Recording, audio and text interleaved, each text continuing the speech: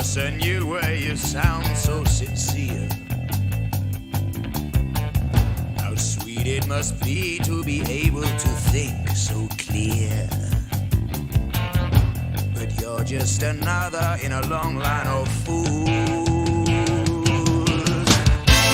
Giving us freedom with a new set of rules.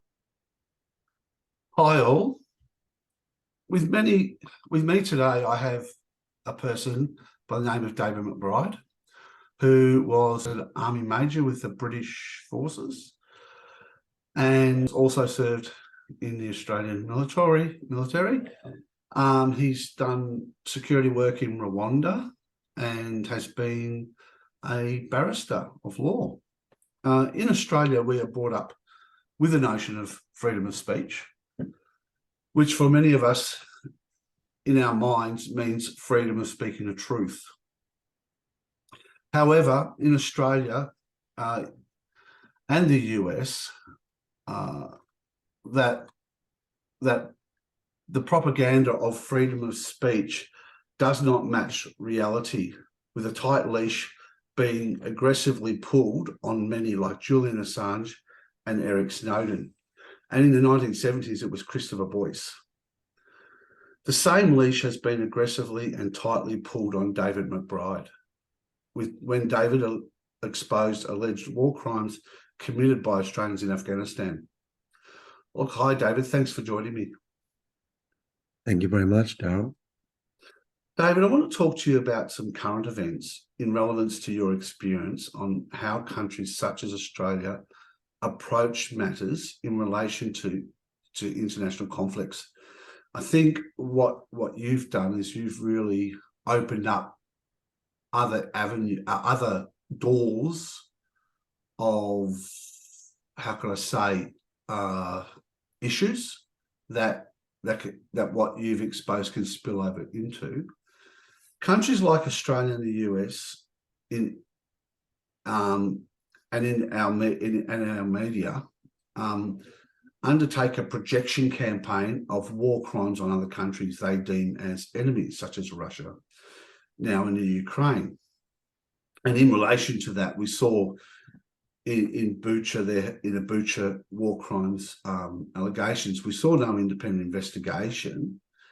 And there's been like countering information such as white armbands found on the bodies, which identify them as Russian white identity armbands. There was flechettes found in the bodies, which seem to go back to Ukrainian artillery, but we don't know yet. So this is still countering information without an independent investigation. Yet Anthony Albanese, when he went into Ukraine, said, oh, these are war crimes. Okay, he straight away said it, right, without the independent investigation to follow.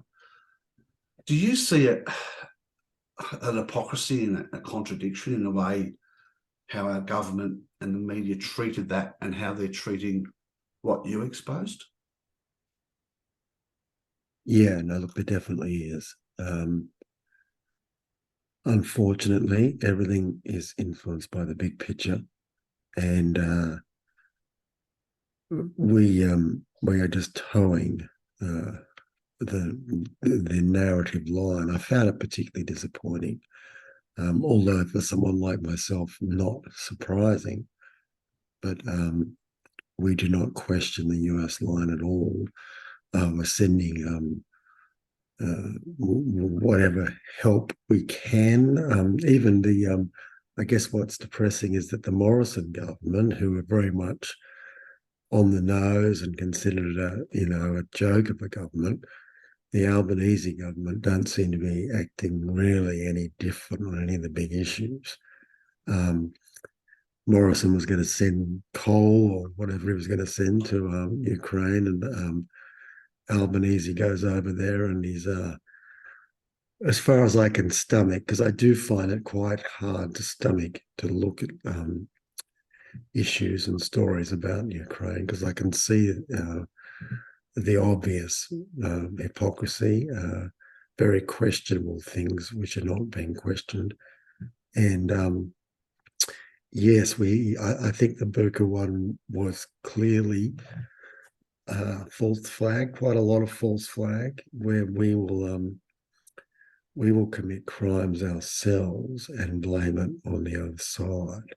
And there was also, I think what really sort of creeped me was that the American, I think her name is Victoria Newland. She was the Undersecretary of State or Assistant Secretary of State. I think she's gone from one to the other in this area. And they were flagging false flag attacks, the likelihood of false flag attacks by Russia, no doubt. And it turned out that they were really foretelling false flag attacks by their own people. And I think there's a tendency in Australia, and not surprisingly, we think we're modern now. We think we're modern, and we think we know that the Americans misled us back in the 70s with Vietnam and the Gulf of Tonkin, and we know that they were bad old days all the way with LBJ.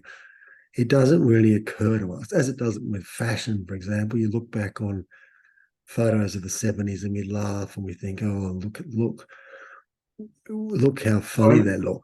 David, I'm looking at your glasses right now and thinking that. But they sorry for the joke. No, it's good. They're my experimental glasses. I broke them, and I got a normal black pair. And they said, "Do you want to try something a bit different?" And I got these, and so I've just started wearing them. I like them. They're good. We think now that we taught about 30 years ago, 50 years ago. But the same things are happening. It's not really any more sophisticated than the sort of false flag attacks of the Vietnam War. What they have got better at, I think, one of the things I use to describe it is negative evolution.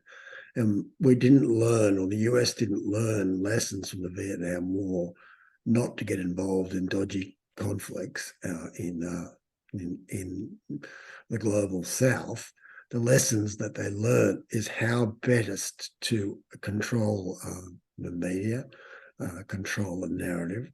And one of the things I found, there has been a quantum leap in my lifetime as to the way there is uniformity in the mainstream media narrative about Ukraine.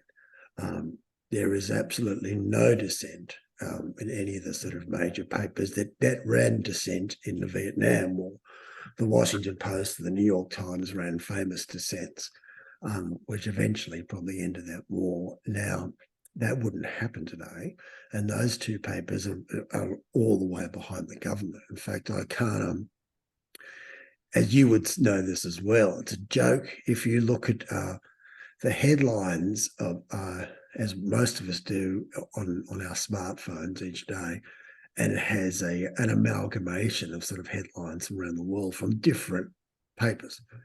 And every day for the past year, there has been some story from a reputable newspaper like the Times or the Post or the Economist saying Putin is about to fall. It's confirmed. Putin's terrible secret. Putin's fatal disease. I saw Putin's fatal disease yesterday.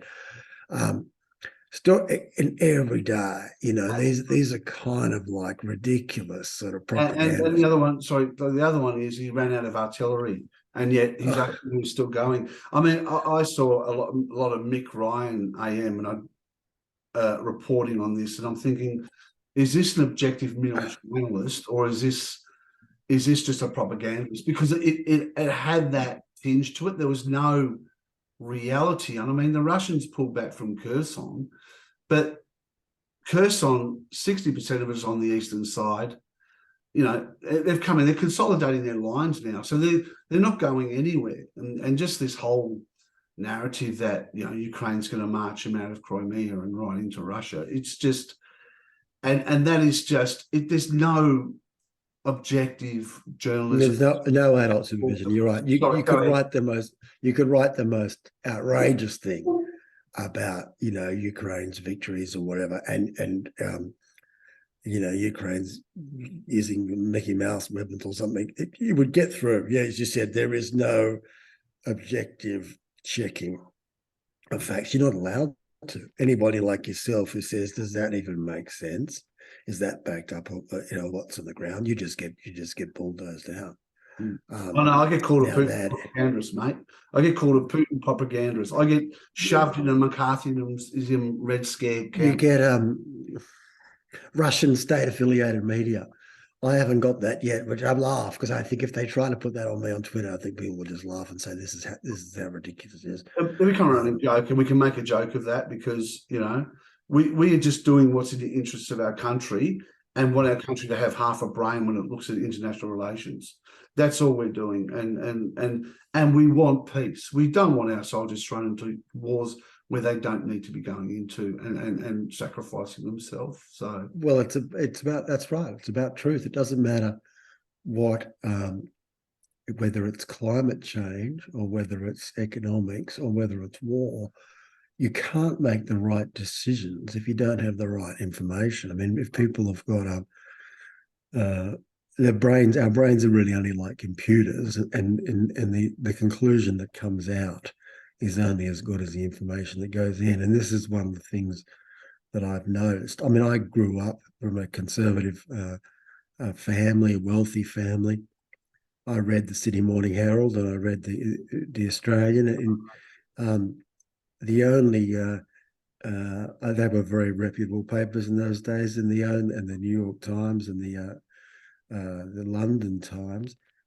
You would only, there might, if there was a difference in fact, you'd have to decide between the Australian story and the Herald story. But the idea that they would both be printing things which were not true was just beyond my comprehension. And if you do read, say, the Australian or the Wall Street Journal, Murdoch sort of papers of record, and you believe them, you would be, a rabid Putin hater. You would, if this is one of the problems that you and I have, if people believe that information they see on the mainstream news, it'd be illogical for you not to have the sort of beliefs that you have. But of course, the problem is that information is basically, it sounds like a big word, but it's propaganda. It's the American military machine got a lot of things wrong.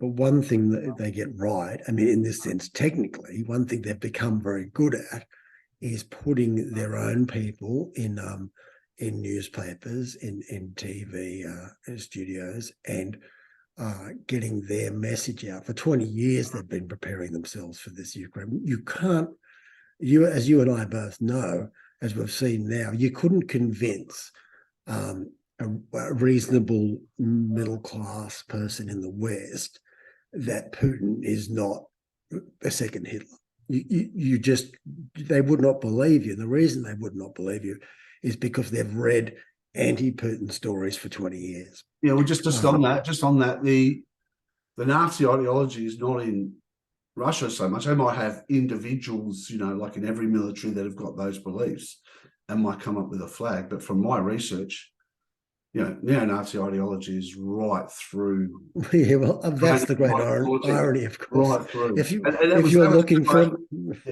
That was exposed by Delinsky, who was the leader of the Ukraine Jewish community. So it's not just my voice. Yeah. Go ahead. Yeah, no, I know. There is like a lot of the things in my well, not in my, in this world that you and I have both discovered, a shadow world of false information supporting the Western narrative. There's a lot of ironies. That's right. And if you were looking for someone, if you were looking for people that had pictures of Adolf Hitler on their walls, they wouldn't be on the Russian side of the border. They'd be on the Ukrainian side of the border. You go to all these military commanders in Ukraine, and in offices on the back walls, Ukrainian World War II Nazi allied soldiers of the OUN who massacred Jews in the Lviv programs and the Babi Yar massacre. So and then as Zelensky actually went on RBC TV, there's a video of this, I've got it, where he supports the day to celebrate Stepan Bandera. And Stepan Bandera was a leader of the OUN. Now, some people argue that the Nazis put him in jail because he had some grandeur thoughts about Ukraine during World War II having their own autonomy from the Germans a little bit.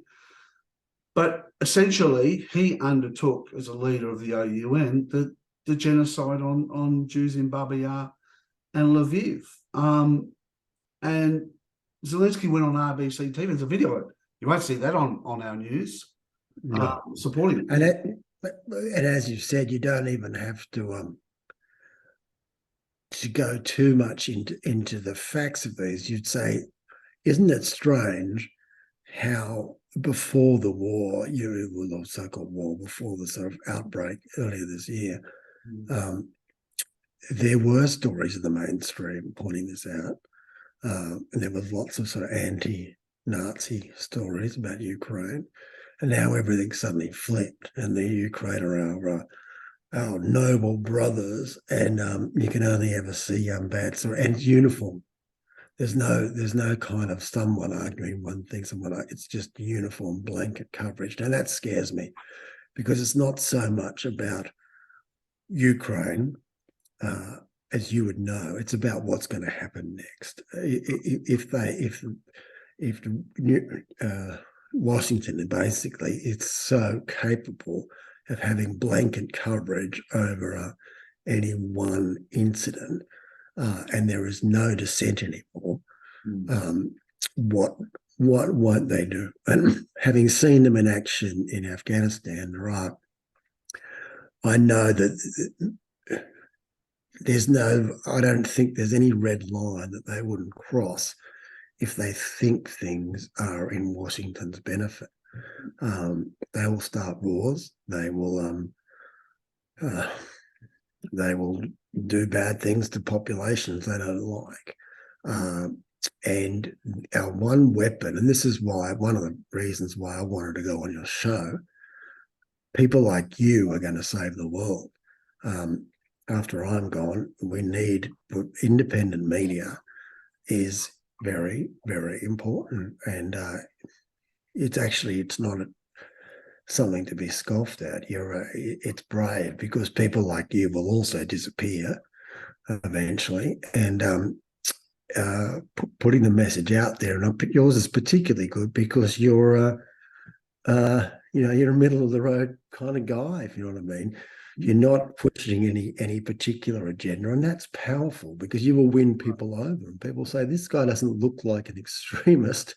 He doesn't look like he's got any other interest apart from putting out there the truth. Just comment on that. Sorry, I've got to comment on that. It's important what you said. I don't have any real firm political. I talk to everybody. I've talked to the Robbie Barwick from the Citizens Party, who people probably say, oh, he's a far right LaRouche type. But my father was a left, but I'm a different person. I don't like to be categorized into some political box. I want to talk to everybody and get their opinions. So, this is an important thing you brought up, is that no, it shouldn't be in there. We shouldn't be in these camps. Some people say the left and the right wing are the same bird, but and there's a mythical bird called the Uslan bird in Australia. And I don't want to be that bird, because that's one wing, and that one wing is the truth. And I think we should all, from different political perspectives, left, right, wherever, we should be coming together on these issues of peace and of having an intelligent foreign policy, not just written out of Washington. And I think that's what we've got to be as a country. And I just feel that we're just being led down a primrose path by the US, who have self-interest. There's a question I want to ask you. It's a very important question relating to your experience and what we're talking about, the neo-Nazis in Ukraine. those extremist cells. So I've undertaken research into the strong control of Ukraine's body politic by those neo-Nazi groups and political factions that have a strong foothold in the Ukrainian military. Zelensky's closed down opposition political parties in this crisis time and has created sort of a power vacuum for these neo-Nazi military factions to fill. Recently, on November 15, in Italy, there were arrests of a neo-Nazi extremist cell that were going to carry out race hate attacks and other attacks in Napoli. And they have links with the Azov battalion in Ukraine. And in 2020, our government actually stopped Australians fighting with these Ukraine military units because of this reason, because of this radicalisation of neo-Nazism there.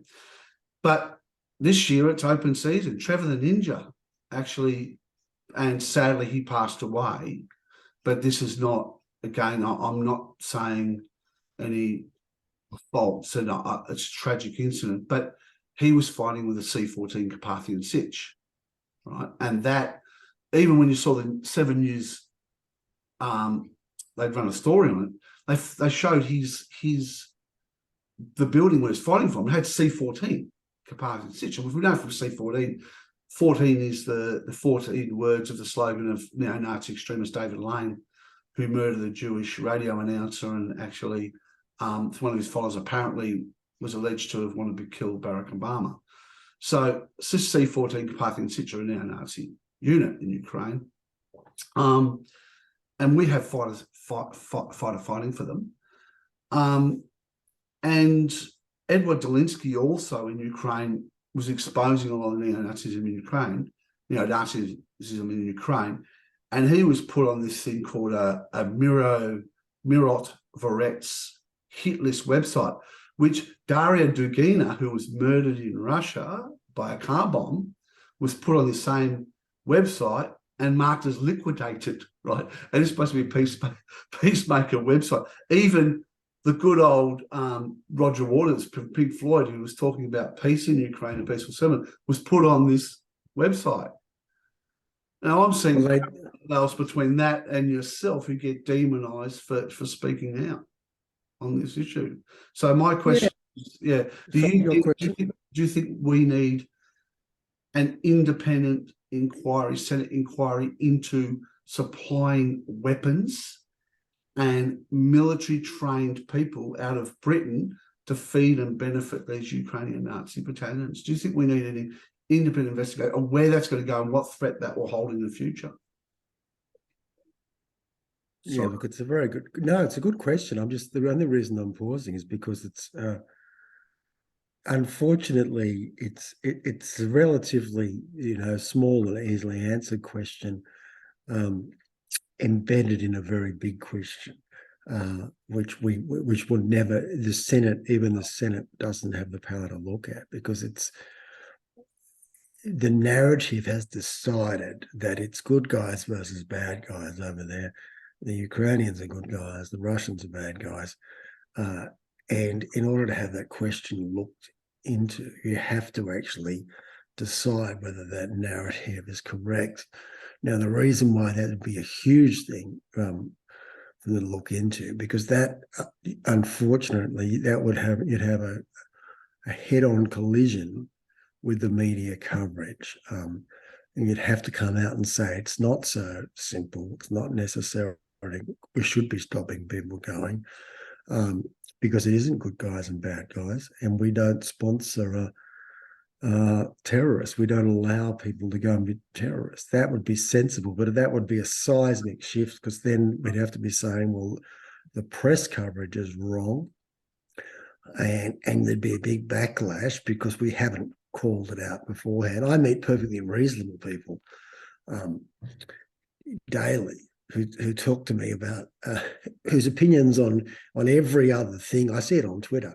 A lot of my supporters, people whose opinions on every other thing I agree with, absolutely support me to the hilt. But they are 100% behind Putin is a madman.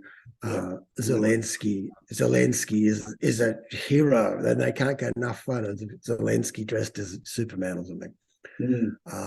And so for us to look into that, we'd have to shake that accepted narrative, and that would just blow people's brains out to say, "Oh my God, do you mean all the mainstream media have actually been telling us, a lie from the beginning?" And it would just be so hard because but you're right, we shouldn't be because there has been so much propaganda, and you'd have to look into it and to say, hang on, how come we've allowed so much stuff which is obviously false to go out? And it's just as someone who used to work in the propaganda, one of the things you do as a legal officer is you have to sign off on propaganda, which is false messages put out there, not clearly propaganda, but things that are going to go on the internet or whatever, which will look like a genuine person saying something, but it's actually a lie. And so you can recognize it when it happens in other places.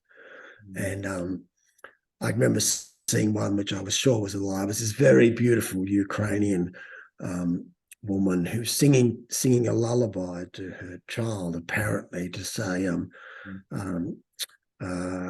calling for a no-fly zone, basically calling for the Russians to be shot down, basically to start World War III. And she looked very much like a model, and she didn't look like she was really in her child's bedroom. But for the uninitiated watching it, you couldn't help but fall in love with this woman and saying, "Look, well, let's start sending rockets to Ukraine," and without really thinking that what we were doing was starting a world war here, because there's almost certainly faked, normal Ukrainian mother and her child, and it would just create we'd almost a seismic shift to look into that question. But of course we shouldn't be spot. And this is what we said. This is what maddens me for someone who's been around a bit and knows about how 9/11 really happened. If we keep sending arms and if we keep these people will come back and fight us. One of these nutcases who we have patted on the back and called a hero today will blow up Sydney Harbour Bridge. And not only that, sorry, just on that point, if we are feeding and supporting, and these factions want power, and in Ukraine, if we keep feeding these neo-Nazi factions with their international connections, we'll end up creating a situation where a race hate crime will come back to Australia, like in Christchurch, like in Buffalo. Absolutely. Sydney's a big Jewish city. Bondi is a big Jewish area. It could be Indigenous people in Australia. It could be against a community like them. It could be anyone, and it's a dangerous. Same people we'd sponsor, come back and blow up a synagogue in Sydney, thinking that they're doing the right thing, and we have told them that they're great because we have sponsored them, and then we don't give them enough arms. Then they want to go into Russia, and we say no, just like Osama bin Laden. Look, we withdraw because we've killed enough Russians, and we just get out of Ukraine because it's no longer politically useful to the US. They've got an axe to burn, and they come looking for us, just like Osama bin Laden. That's what we are setting ourselves up for. Maybe that's what a Senate inquiry could look at, to say, is the long-term detriment from sponsoring these violent people, are we setting ourselves up for problems in the future? I think maybe if we narrowed it down like that, and we actually had good people like David Shoebridge looking at it, they might be just said, these are not beyond predicting for people like you and me. Smart people in the Senate could easily see that. It's one of the things that makes me angry. I mean, ACIS should be they should be looking out for things like this, but of course they're working for the enemy. Just on that point, I'm going to leave a link below this video of that arrest in Italy, in Napoli, and those ties. And I'm very concerned because I've had a lot of connection with the Indigenous community in Australia. I hate racism. And I do not want to see whether it's a foreign fighter who gets radicalised over there from the West, come to Australia with PTSD and a radicalised mind, undertake hate crime. Don't want to happen. Look, I've got a final question because I'm about to wrap up, and if you could answer it quickly for me. To me, life-changing events we're confronted with as individuals are subjects given to us in the University of Life. What is this life-changing subject of what you've exposed presented? What has that presented to you in the University of Life? And what has it taught you? And how do you think this is going to guide you for what happens next for David McBride? Great question. Absolutely great question. Something I think about a lot. I remember watching with my brother-in-law, who I liked very much a while ago, and it was a movie, and it was about a not dissimilar situation. There are two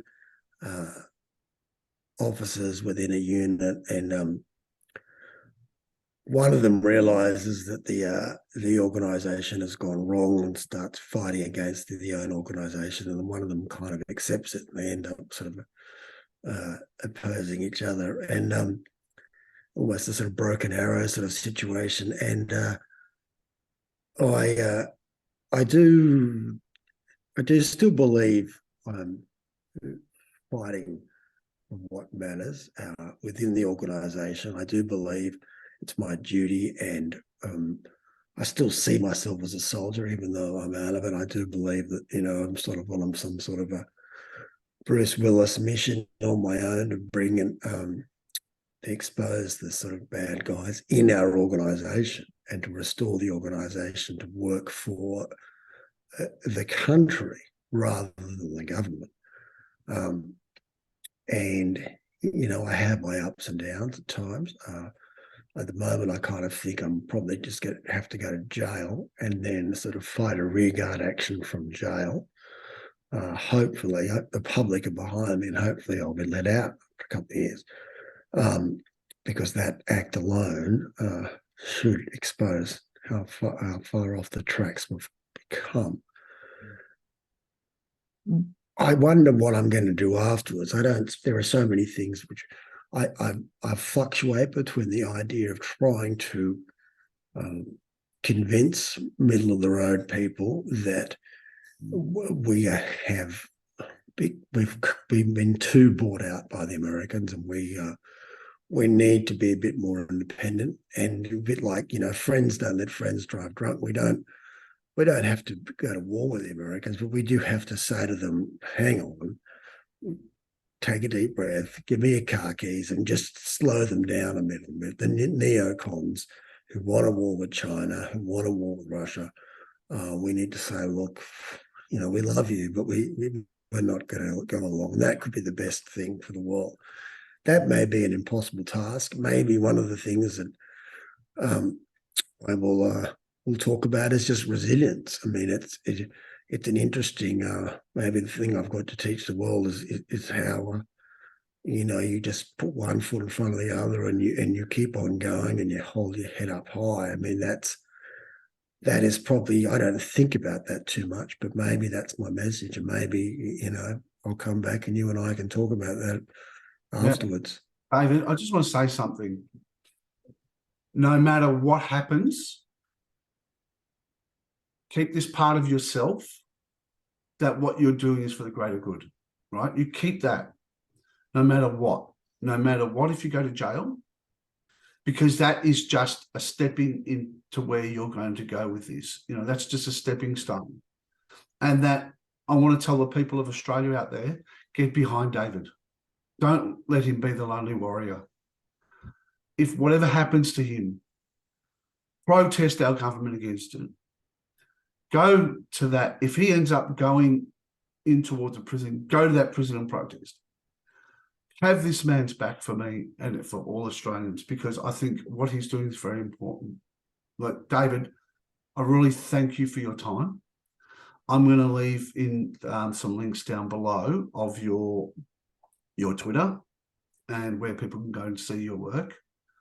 My heart is with you in your battle, because what you're doing is trying to make this country a smarter country, a more thinking country, a more intelligent country. And people in Australia, get off your reality shows and start looking at reality and what David's fighting for. So thank you, David, for your time. Thank you so much, Daryl. I was pretty tired this morning. I'm so glad I spoke with you, because I feel $1 million now. So thank you so much. You're giving me energy and strength. No, keep that energy and strength, mate. Don't stop, because what you're doing is right. Don't doubt yourself.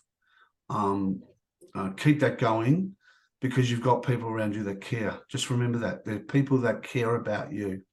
That's very important. Now, you might not see it, when you're at home sitting alone, but there are people who care about you. Just keep that with you, please. Okay, so thanks for your time, mate. And thank you. I want to talk to you again, so really get back to me. And I want to come up and have a beer with you, because that'd be great. I really love to have a beer with you and just a chinwag. Two guys that are at a mature age having a chinwag over a beer. I really love that with you. Talk about our memories of the 70s when we were very young, watching those older guys. That'd be good. As Yep. Geordie says, comment, like, share. So like Daryl's channel, subscribe. Oh, thank you. Thank you for the plug. Have a good afternoon. Not just 10 minutes after this talk. I want you 24 hours after this talk to know that you're doing the right thing and that we're all with you. Thanks. Thank you so much, my friend. Thanks, brother. See ya.